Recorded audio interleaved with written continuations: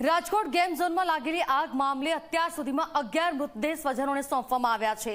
DNA match કરી મૃતદેહ સોંપવામાં આવી રહ્યા છે। તમામ કામગીરી હજુ પણ ચાલુ છે।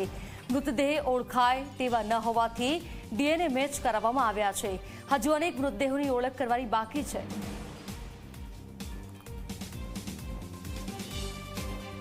તો ડીએનએ મેચ કરી મૃતદેહો પરિવારને સોંપવામાં આવી રહ્યા છે। જે પણ લોકો ગુમ છે, જે પ્રકારે મૃતદેહ મળી આવ્યા છે, ઓળખાઈ શકાય તેમ નથી, એ માટે ડીએનએ મેચ કરી જે પણ પરિવારજનોના ડીએનએ મેચ થાય તેમને તેમના સ્વજનોની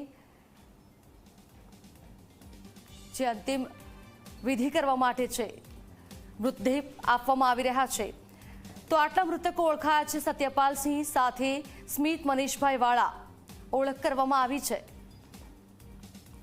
સુનિલભાઈ હસમુખભાઈ સિદ્ધપુરાની ઓળખ થઈ છે।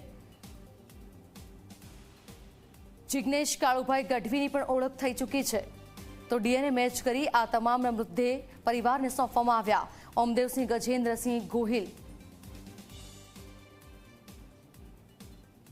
વિશ્વરાજસિંહ જશુબા જાડેજા,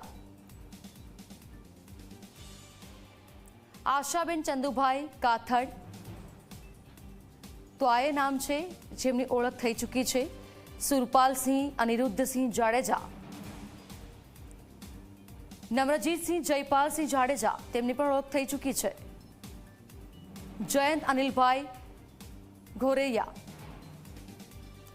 તો ડીએનએ મેચ કરી પરિવારજનોને સોંપવામાં આવ્યા છે મૃતદેહ। હિમાંશુભાઈ દયાળજીભાઈ પરમારનો મૃતદેહ પણ સોંપવામાં આવ્યો છે।